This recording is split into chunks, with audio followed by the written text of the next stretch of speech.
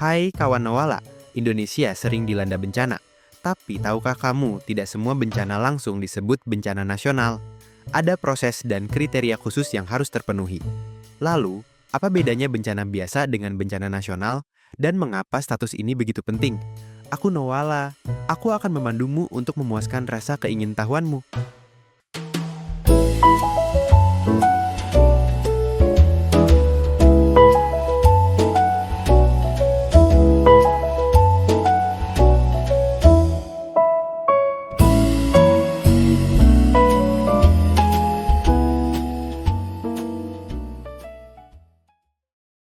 Pertama, kita lihat dasarnya.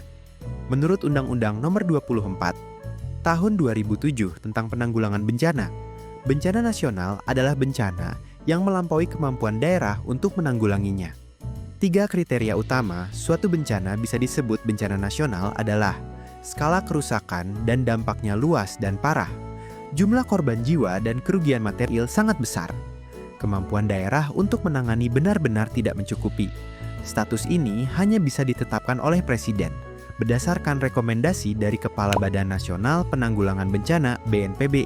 Mari kita ambil contoh terkini. Banjir bandang di Sumatera Utara dan Aceh pada November-Desember 2025. Bencana ini menyebabkan ratusan korban jiwa, jutaan orang terdampak, dan ribuan rumah terendam. Jalan nasional putus, akses logistik terhambat. Meskipun dampaknya sangat besar, status bencana nasional belum resmi ditetapkan untuk peristiwa ini oleh Presiden. Mengapa bisa demikian? Berdasarkan analisis BNPB, meski skalanya besar, penanggulangan masih dilakukan dalam skala tanggap darurat bencana yang dipimpin oleh pemerintah daerah dengan dukungan pusat. Statusnya adalah kejadian bencana dengan skala besar, yang sudah mengaktifkan bantuan nasional, tapi belum memerlukan mobilisasi seluruh sumber daya negara seperti pada tsunami Aceh 2004. Lalu, apa bedanya respons terhadap banjir sumut Aceh saat ini jika dibandingkan jika ditetapkan sebagai bencana nasional? Jika nanti Presiden menetapkannya sebagai bencana nasional, maka Kepala BNPB akan langsung memimpin komando. Anggaran penanggulangan menjadi prioritas absolut APBN, dan semua kementerian lembaga wajib memprioritaskan bantuan. Perbedaannya ada pada skala, kecepatan, dan otoritas koordinasi yang maksimal.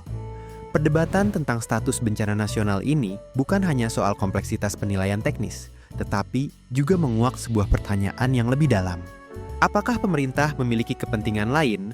Kesimpulannya, sebuah bencana disebut bencana nasional, bukan cuma karena besar atau viral, tapi karena dampaknya menyeluruh dan pemerintah daerah sudah nggak mampu menangani. Pemerintah pusat wajib turun tangan supaya penanganan lebih cepat dan terkoordinasi. Bagaimana pendapatmu? Apakah banjir di Sumut dan Aceh sudah seharusnya ditetapkan sebagai bencana nasional? Diskusikan dengan bijak di kolom komentar. Jangan lupa like, share, dan subscribe. Aku Nawala. Stay curious dan sampai jumpa.